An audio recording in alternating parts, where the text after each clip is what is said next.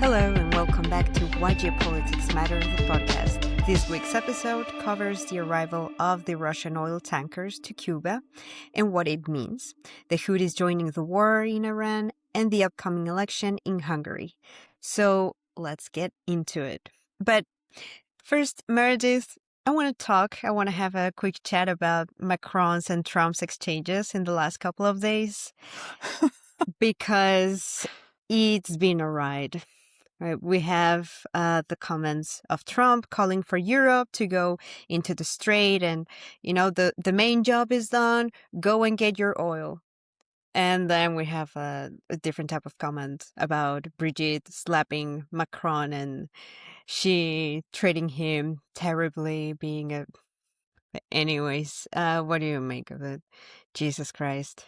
Anything to embarrass somebody else when he's embarrassed. You know what I mean? It's just what he does to other world leaders. Like, it's so cringe and so embarrassing for us because it's just like, why are you doing this? It doesn't make any sense at all. It's so ugly. And you're trying to be friends with these people. You're trying to get something out of them, but you're going to insult them at the same time. It's just like, it's negging. It's like, it's the weirdest thing. I don't understand it. And yeah, I'm so glad you brought it up because it's just like the weirdest thing happening right now.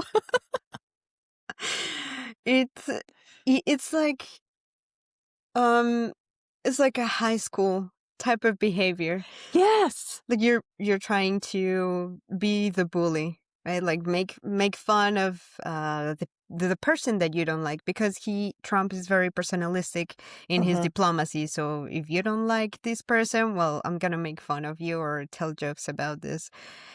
And Macron's response was, as usual, like very diplomatic and Yes, professional. very professional, very elegant, saying that those types of comments, specifically about Brigitte, they are not worth talking about. Exactly. And he shut down the conversation. But what if he was against another Trump? Oh, Like, I think it works for him to be above it all in the bigger person. And it's really nice to see that the rest of the French government was kind of standing up for him too. They were just like, there's no need for any of this stuff. Like, we shouldn't be talking about this stuff. It's a good thing that he didn't respond in a childish way like Trump did. So, like, diplomacy still matters. Agreed.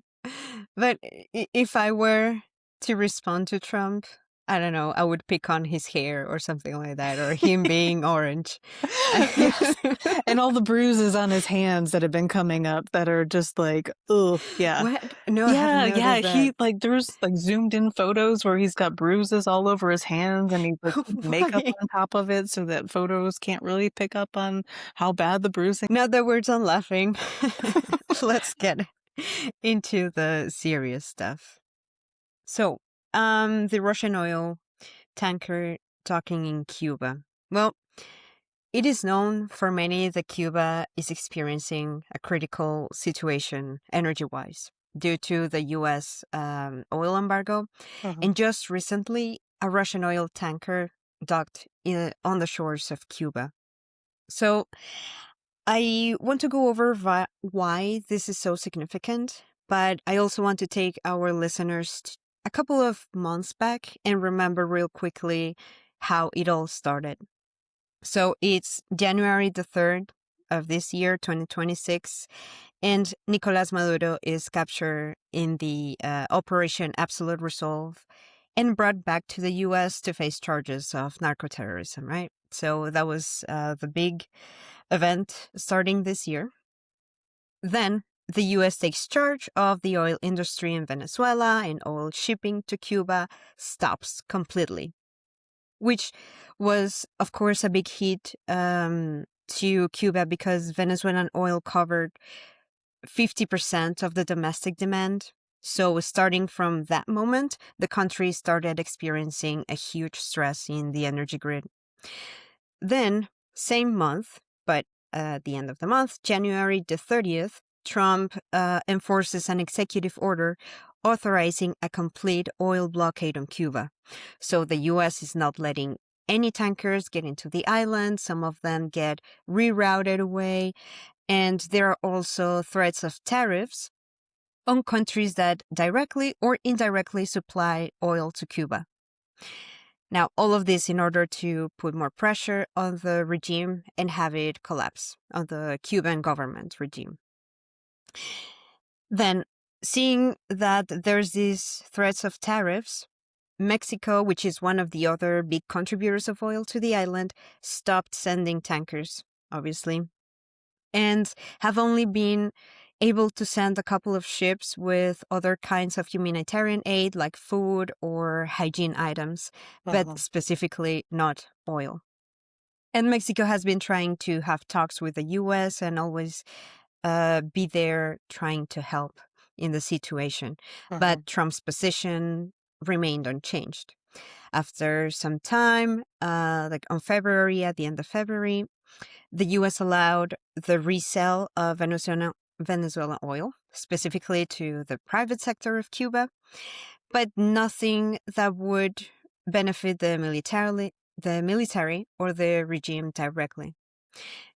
However, it's very difficult for Cuban companies to pay for the oil at a market price because the island was actually getting a discount from Venezuela on their oil. So they were not able to pay for what it would be at a normal market price. So it was not bitch. Sorry. It was not a bitch. All right, let me go back. So overall, it was not a huge help in the situation. And again, the US would not let any country help Cuba with that. However, on March the 30th, after 3 months of no tankers getting to the island, finally one docked. But this one is coming from Russia.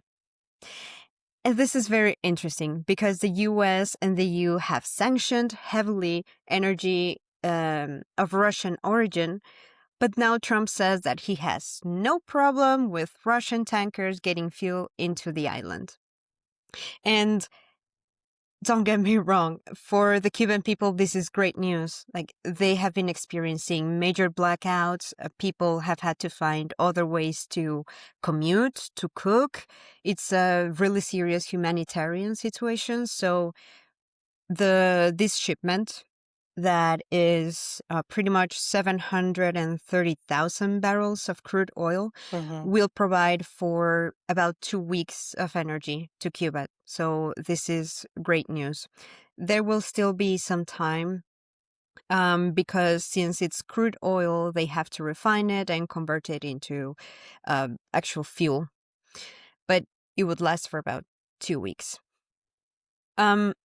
So this is good news, but from another perspective, this raises the question of why is the U.S. specifically allowing Russia to do it?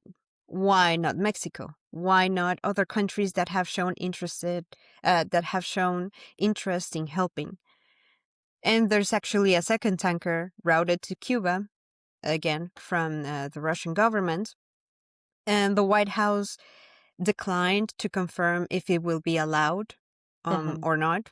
According to the White House, the press secretary specifically, it's a situation where it is evaluated case by case and that there has not been any change in the blockade policy. But I'm pretty sure that the second tanker will also be able to arrive, will also be allowed to arrive. And for me, what I make of it is it shows a clear inconsistency in the government. Because actually, as we mentioned in the last episode, the US also lifted the sanctions on Russian oil due to the situation in Iran and the Strait of Hormuz. And with the second tanker, for me, this seems more like a pattern.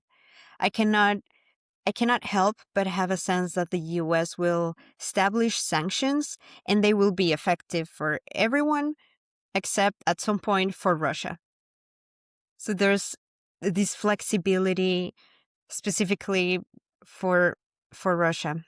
Now, there's also the possibility that allowing the ship to come in, that this is part of the talks that are being held between the US and the Cuban government, and that these are signs of goodwill from the parties. But I still think there's a greater tendency for Trump to soften on Putin. Because also on the personal level, Trump likes the guy. He has mentioned it in the past, and it's the way that Trump handles diplomacy, as we were saying earlier. Like, a lot of times it comes to if he likes someone or not. He's very attracted to authoritarian leaders like Putin, like Kim Jong. And Mm-hmm.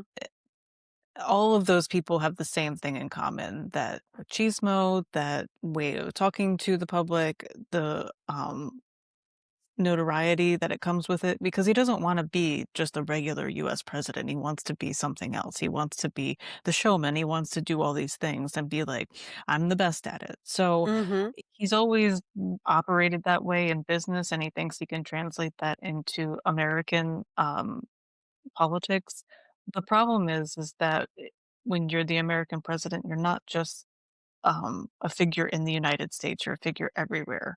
And I don't think he's really grasped that, because he can say whatever he wants, and yeah, he gets headlines, but at the same time, he's ruining all these relationships that have been held for such a long time, since World War II, the end of World War II.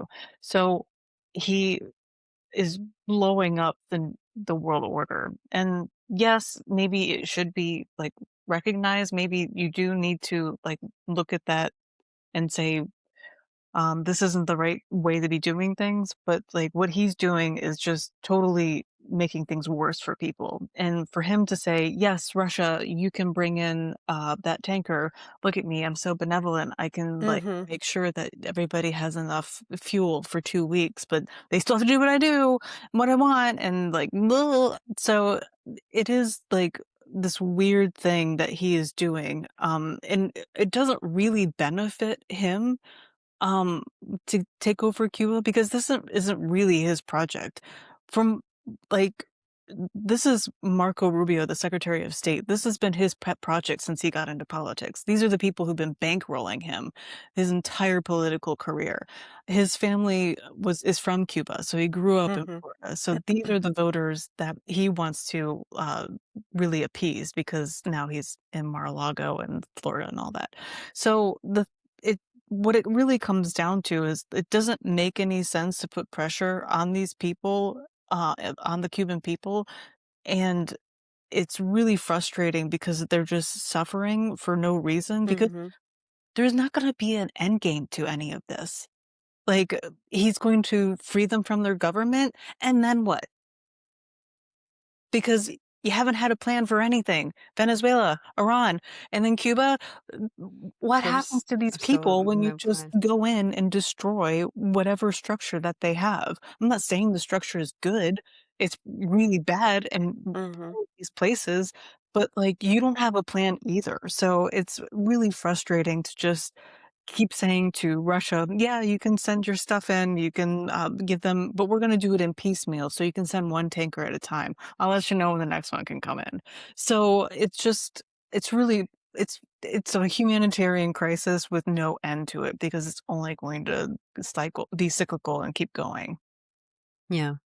And I'm pretty sure I'm pretty sure that the public feeling regarding the regime is negative. Like, yeah, Cubans despise the regime. They don't like the government, and just like with the people from Venezuela, they will feel like a small victory, or they will feel like, God, finally we got rid of this government, if it comes to happen.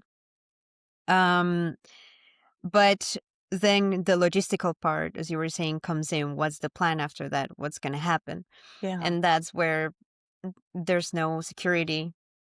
There's Yeah. Well, Bleak. preach, dear, pray.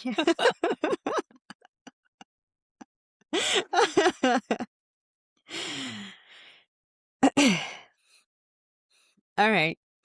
Now, I think we can head into our second topic, which is the Houthis and their involvement in the Iran war. So, Meredith, how did it all start?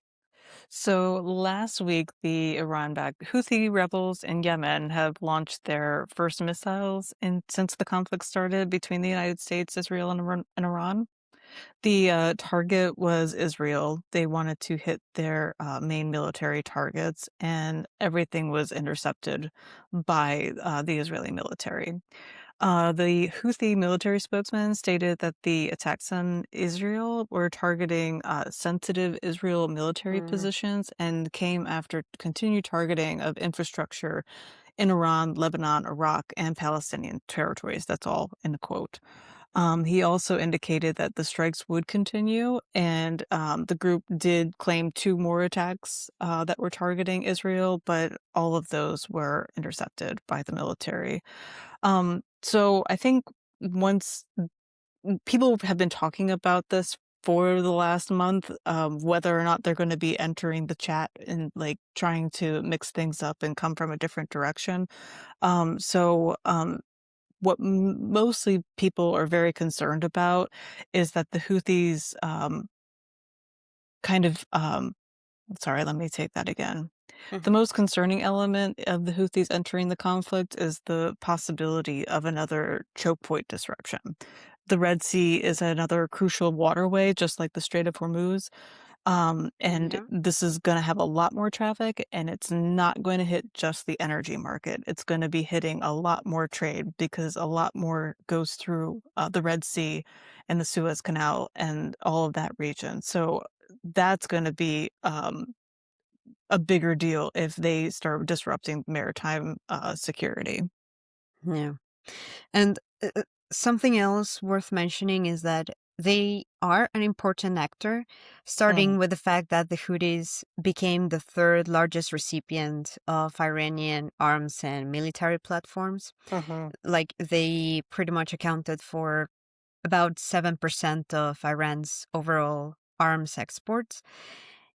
However, in terms of um, let's say, formal military capabilities, they are not that strong. They lack capabilities like air defense systems, mhm, aircraft, helicopters, any real navy.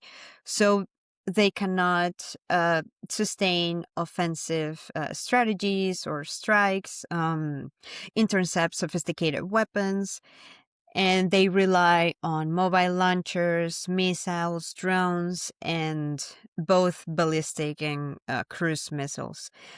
Here, I want to make a quick parenthesis on what they are, because I feel like we see cruise missiles, ballistic missiles in a lot of social media, but I just want to mm, make people aware of what their difference is. mhm. So let's talk weapon systems with Laura. Yeah.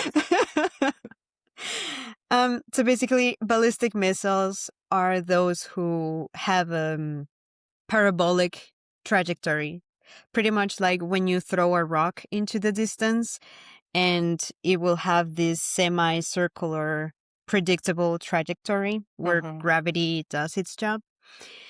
And cruise missiles, they fly low and they avoid being detected by radars. mhm, They have similar, like smaller jet engines, so they can go high or low depending on the surface on their mhm. trajectory, meaning that they can be quite precise.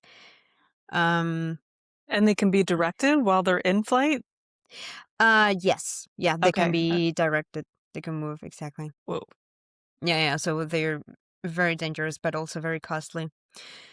And by possessing these types of missiles and drones and capabilities, they have a range of attack of up to 2,000 kilometers. Mhm, So pretty much they could hit targets if they wanted regionally in parts of Saudi Arabia, the UAE, and obviously Israel because they already did. Mm, they also possess anti-ship ballistic and cruise missiles Mm-hmm. designed to specifically target vessels in key waterways, as you were saying, Meredith, in case that they decide to um, have strikes on the Bab al Mandeb Strait or the wider Red Sea. But the most easy to use and easy to access are, with no doubt, drones. They have been using them since the Yemeni war back and the attacks back in 2023. So, in conclusion, even though they don't have a great formal military capability, drones and missiles can do severe damage if directed to Gulf countries' infrastructure, Mm-hmm. or on the side of the Red Sea to commercial ships. Mm-hmm. So yeah, they can have a huge impact in the overall war.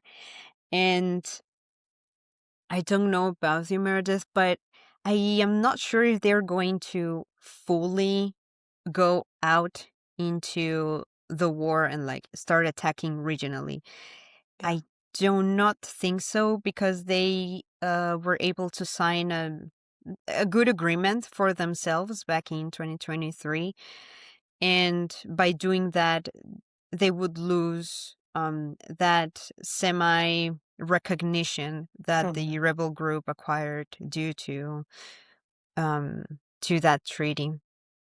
What do you think? Yeah, and they're not as impacted due to their location. They're not as impacted of what is going on. I mean, they wanted to show solidarity with Iran, which is probably why they attacked, but they did wait a month compared to Mm-hmm. like Hezbollah, who immediately started attacking, Exactly. and now like parts of Lebanon are under Israeli control. So it is a little bit of what their position is, but they also know how much power they have by being near the commercial shipping. So they know that they wouldn't want to lose all of the missile capabilities that they have and offload all of their products right off, all their military products right off the bat. So they want to be able to hold on to that until it's actually necessary in case things escalate, until it starts getting closer to them. I think that if they aren't able to get those military products from Iran anymore, then they have lost all of their power, because Iran is going to have to at some point start their military complex up again and start cranking everything out. And if they don't have to start supplying the Houthis too, that means it's more for them. So you're right about saying how much that they gave to them, the Mm-hmm. 7%, but it's also important that like Iran is now fighting in something and they're having to fire back at somebody. So it's just something that to think about, and they have to be aware of what their inventory is in case something Mm-hmm. does escalate. Yeah. Yeah, I agree. That's why the comments on, because obviously Iran and the Houthis are Shia Muslims, so they have that ideological Mhm, affinity. mhm. But I don't think that that's going to be enough for them to fully come out and support Iran in a stronger way, like yeah, attacking Gulf countries, because then the U.S. would start strikes on the Houthis once more, and they already sustained severe damage from a couple of years back, so they know that the U.S. will do it. Yeah, Or they still are in rebuilding mode, so they can't really unleash everything that they want to, in solidarity. I think they're being a little bit more cautious and just kind of holding out to see how things escalate and see if they need to step in. yeah, yeah, I do think they do want to participate somehow, maybe with that sense of how to say it. Let me think. Kind of in a way where, like, we have power over the Mandel Deb and also the Red Exactly. Sea. So we're going to be teetering in the background a little bit. We're not going to show all of our cards yet. So we're going to kind of pump the brakes and look, we do have the capability, but we also are like, Exactly. um, we also want to keep things a little bit calm. We want to see where things are at and see who comes out on top of this in case we have to get more military uh, inventory in the future. Yeah, yeah, yeah. Like being that thread in the background, like Yes. that additional thread that waits in the whole situation. Yeah. Come Yeah. in when you need us. You guys do your thing. Yeah, yeah. Yeah. All right. Now for our final topic, Meritus. So earlier this week, I spoke to Thomas, who is a geopolitical studies student at Charles University, Hmm. and he is from Hungary, and he had some really interesting insights for us. And I had a chance to interview him a couple of days ago, and here is our interview. All right. Hello, everyone. My name is Thomas. I'm from Hungary and I study here in Prague. This is my second year in the Geopolitical Studies program. Thanks for having me. Great. Thank you for joining us today. And we wanted to talk about the upcoming elections in Hungary. And you're going to be our official Hungary expert. So, the first question that we got together was, how is the upcoming elections in Hungary affecting geopolitics? Yes. Well, even if you agree with those who argue that Hungary often boxes above its weight, I think we should be careful because it's still it will have limited consequences or but there are some what I have in my mind, and I'm okay to talk about these. And if you have anything in addition, just let me know. Uh, Most probably the biggest thing is the vetoes in the EU, as most people know. I put different topics where we did veto before. We can talk about those. Or the general understanding of the vetoes in the Hungarian government. I think this is what causes differences oftentimes related to others in the EU. Uh, because in the Hungarian understanding, it's not really a veto what we do. Uh, in those cases where unanimity is needed, it's not really a veto if there is a member state who doesn't Right, right, jump in or agrees. right. So it's in their understanding, it's not really a veto. The EU has no common stance on these matters. This is the Hungarian understanding, at least. Interesting. Is there anything in particular that recently has come to the forefront when it comes to vetoes? Like, is there anything that's like a hot topic? Oh yeah, it's the last one was the 19 billion euros loan for Ukraine. What we agreed on, then we decided not to support it. Hmm. Uh, the reason was that Ukraine blocked the Druzhba or the friendship oil pipe Pipeline? to Hungary. Hmm. Yeah, that's one of the topics regarding the vetoes. What should be mentioned: Ukraine and Russia, like the sanctions. Hmm. The other ones were basically what I remember were common statements from the EU, like regarding to China and its behavior in the South China Sea. Oh, interesting. I didn't know about that one. Can you talk about that one a little bit more, or was it I not can really impactful? I can talk in general. I do believe that the reason why they didn't participate is because it would be too risky or too expensive, and what could be achieved with the common stance, like the common opinion from the EU. Like, could it change anything? Like, Yeah, yeah, yeah, I think there's too much to lose yeah, yeah, in their eyes, but they don't want to lose. yeah, yeah. Interesting. Uh, Oh, just give us one sec. sure.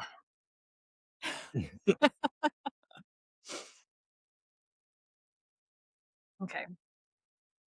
So that the possible consequences related to Russia or Ukraine, it's hard to tell what the other member states would do if Hungary couldn't veto. Like, Yeah. what if Orban loses the elections and his opponent, Magyar, what if he agrees? I don't really know whether other member states would veto or not. Yeah. Yeah. I don't know how much it is known outside of Hungary, but Péter Szijjártó, the foreign minister of Hungary, often talks about other member states supporting his stance. Yeah, he usually points out the Czech Republic or Slovakia. Well, Czech Republic recently because of the newest entrance, the Prime Minister Babiš.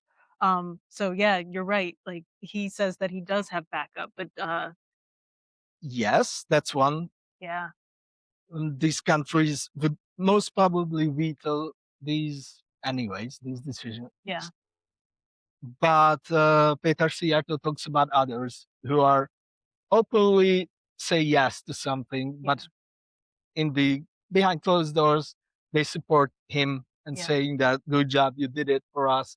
And yeah, in this case, it's so cheap for them yeah, because Hungary takes all the responsibilities or the consequences, and they are just happy with the decision that it didn't go through. yeah. They don't have to take any of the flack from their own political Yes. parties. They can just say, "Nope, it was Hungary." Yeah, that's right. And in most countries, media is not like the media environment is not like in Hungary. Right. In Hungary, at least, uh, there are government friendly voices. Yeah. There's a debate on how balanced it is. Like some say it's totally government friendly. Uh huh. Some says it's balanced. Uh huh. I would say online it's pretty balanced, or even more Brussels friendly than friendly for the Oh, government. interesting. But in printed press or TV channels, yeah, most probably it's more friendly to the government than to Yeah. Brussels. Yeah. I can agree with that. So yeah, it would be interesting to see whether these countries are coming out and let's say brave enough to veto in those cases where they feel that it's in their interest, or would Yeah. they just say, okay, Hungary is not here, what Yeah. what can we do? Yeah. Yeah, Okay, give me one sec. I gotta go sure. back to my notes. I have more, by the way. What's that? I have more other than the vetoes. Oh, okay. Yeah. All right.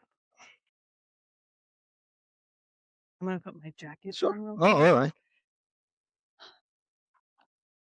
because like I keep shivering and moving the camera around. I'm sorry.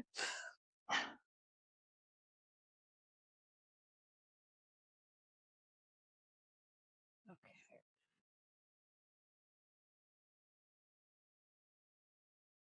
This is this is great. This is such an interesting perspective. Okay. So one additional topic. Sorry if I don't look at the camera No, no, no. because it's a bit No, no, no. weird that I'm Yeah, talking to just you. talk to me. Yeah, Yeah, all yeah, right. yeah. Yeah, yeah, yeah. So one additional topic that I would mention is this federalization of the EU. What is a hot topic nowadays? Uh-huh. That they trying to take competences from the member states. At least this is the Hungarian understanding. Uh-huh. Uh, it's also an important question whether it would go more smoothly or Yeah. what the other member states would do. I'm pretty sure that there are actually several others who wouldn't agree. Yeah. But do they have the power to resist? Do they have the this I don't know braveness or call it whatever you want? Political Like capital. Yeah, yeah, yeah, yeah, there are many countries who would oppose this, yeah. but I'm not sure whether they could resist or they would get an offer that they cannot say no to. So Yeah, that's interesting, because they do talk about how they can get over the Orban veto. But like, if they change the way they do things, then how is it still fair? How is it still within the EU uh, like regulations and whatnot? Yeah, yeah. It, The it's founding principles. That's the word I'm looking for. Founding principles. yeah. It will be interesting in both cases. Yeah. So if Orban wins, Yeah. there will be this battle on again, or even go further than they did before, Yeah. and it will have serious consequences, in my opinion. Yeah. If Orban loses, Yeah. it makes a bit easier for them, but how easy, it's hard to tell, I would Well, say. that actually goes into my next question is will the future of the relationship with other countries if Magyar does become prime minister, what would that opposition party look like in Hungary and the geopolitical relations that they've built up? It's hard to say. Yeah, because he was a part of the Fidesz party That's before. right. Yeah. Yes. And his supporters are really divided. Uh huh. So there are a few topics that they don't really like to talk about. And I think, like Russia, for example, Hmm. China is not that hot nowadays. It's more about Russia. Hmm. It's hard to say. Openly, they say that they would probably pull back, Uh huh. but in a strategic way. They would make adjustments and things like that. In reality, I'm I have doubts. Yeah. I Yeah. think they would cut those ties to Russia. Yeah. There are leaked documents that say that, and oftentimes members from the TISA party, that's Magyar's party, Hmm. um, talk about this openly, even if normally they wouldn't. It's strange in my eyes, Yeah. Yeah. and there were cases that TISA members were wearing Ukraine T-shirts in the Oh, European interesting. Parliament. So, Yeah. so all these say that most probably they would cut these ties. Yeah. But who knows? Yeah. It's a long trend in Hungary that in opposition everyone is anti-Russian, Yeah. and once they come to power, they must make an Yeah. agreement with them. So hard to say, but this case, I think they would Yeah. most probably cut ties or limit them as much Yeah. as they can. Interesting. Um, do you think that Orban's pro-Russian orientation impacts his campaign? Is he? Do you think that's why people are so interested in Nagyar's uh, opposition, or people not really interested, or do you think that Russia does have like the overriding factor that's going on? It's also hard to say, to Yeah. be Yeah. honest.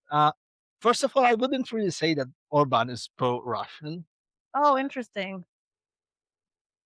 I don't remember any cases when they did anything for Russia what was not in Hungary's interest, Right. at least in their rhetorics. And like facts support this, even if you don't agree. Right. Overall, they have some points that you cannot disagree with. Like, uh, Interesting. if you check the gas prices or the energy prices in Hungary, Hmm. that's the lowest in the EU.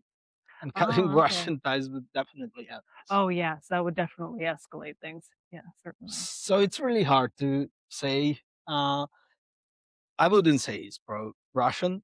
Oftentimes, if our interests match, Mhm. they will support it even if the EU doesn't like it. That's Yeah, my opinion. interesting. But yes, back to your question, it's one of the reasons why people are interested. Yeah, It's Russian and Chinese relations are yeah, important to mention too. yeah.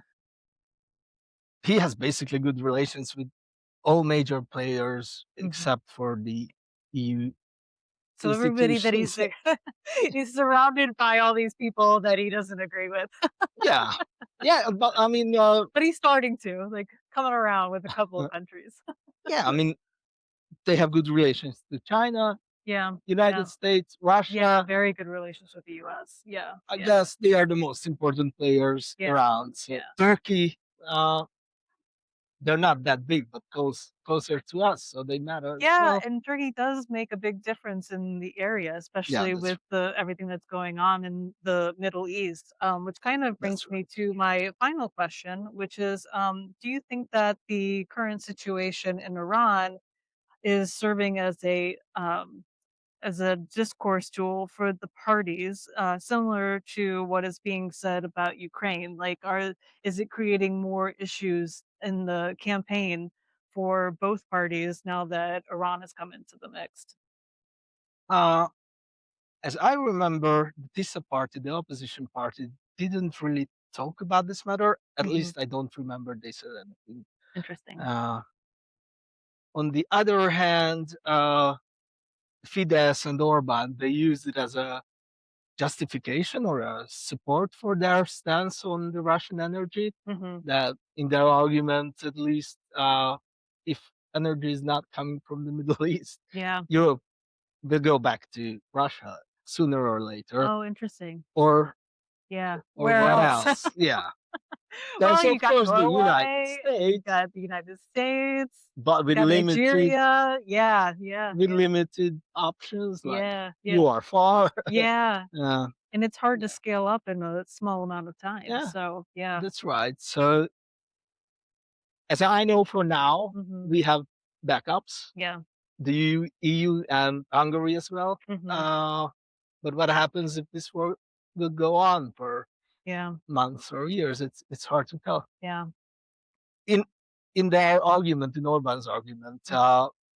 Europe will go back anyways, Yeah. but this will probably make But it happen sooner. and they've got presidents.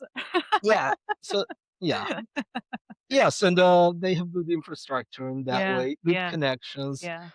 That would be a gold mine for them, Yeah. probably. Absolutely. This was the original idea, as I remember, Mhm. that when the Germans decided to close their nuclear plants, Mhm. that's when Orban first started to think about Yeah. exporting energy to that Yeah. way from Russia because we have no Yeah. gas or anything, Yeah. oil either, or just limited options there. So yeah, that was the original idea. And nuclear Interesting. plants. Yeah. They're Yeah. expanding the Yeah. one in Pax. Interesting. Did you have any other closing thoughts you wanted to mention? Hmm, I'll have a look at my notes. You can catch this part Yeah, if sorry. we missed anything. Yeah, I think we missed the symbolic role that Hungary plays Yeah. in a few matters Yeah. because it's not material, but I think that's the hardest or the most important one Yeah. to Yeah. mention. What Hungary plays in European politics. Yeah.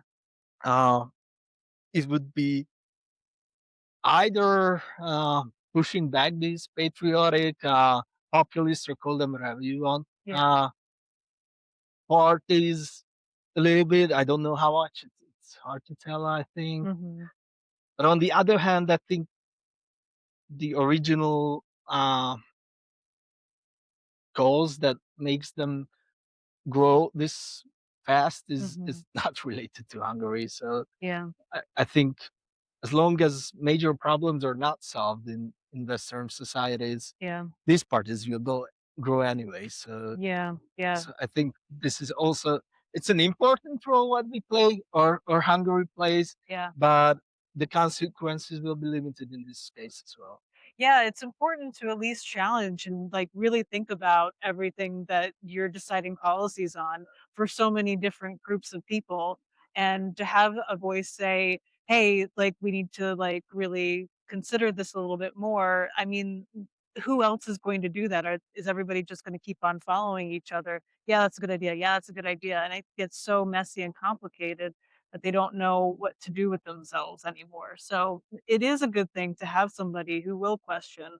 Um, but it is hard because he does have very opposing views to what everybody else is thinking. So they just That's right. struggle to like make things work. And they say that, oh, we're way too chaotic because of this one person. Well, at least somebody is questioning it and not just rolling over on every single thing and trying to mix things up a bit. Yeah, So that's right. And even if he's not in the Hungarian government, yeah, he can do that. yeah, he can Still. still So have a podcast just like us. most probably he goes to the European Parliament, Yeah, or who knows, or even from opposition, he will be Orban. yeah, So well, yeah, he can he will have also his options. yeah, I would say. he can join Liz Truss and do CPAC all over the world. Yeah, that's also an option. So yeah, I just wanted to say thank you so much for taking the time out to talk with us, and I really appreciate you giving us such a great insight into Hungarian politics and how it affects the geopolitical tensions and whatnot. So thank you so much. I really appreciate you coming to join us on. Thanks for the invitation and the option. Thank you. We hope to have you back. Maybe we'll have you back after the election and see what your thoughts are. I will be around, so Yes, excellent. happy to help if I can. Thank you so much. Thanks. He did have a follow-up note that he wanted to have me present. He says that he has a prediction for the elections, and he said that it will be a normal-sized victory for Orban and Fidesz, gaining 5 to 10% more votes on the list, ending up with about 50 to 55% of the mandates, while Magyar and Tisha will get 40 to 45% of the mandates. That's all quoted from him. So I do think that was really interesting that he sees that Orban will stay in power, but it's going to be interesting for the European Union going forward and what's going to happen with the big loan for Ukraine, what's going to happen inside the country. So he did also mention that he would be happy to follow up with us if there's any other insights that come out from the election. That's perfect. And we welcome him with open arms whenever he wants to come back. So thank you, Thomas. Thanks, buddy. Now, on behalf of Antoine, who could not be here today with us, Meredith and myself, thank you so much for listening. If you enjoyed the episode, make sure to subscribe and follow us on YouTube or wherever you get your podcast, and stay with us as we keep unpacking why geopolitics matter. Bye. For more articles on why geopolitics matters, don't forget to subscribe to our newsletter at whygeopoliticsmatter.com.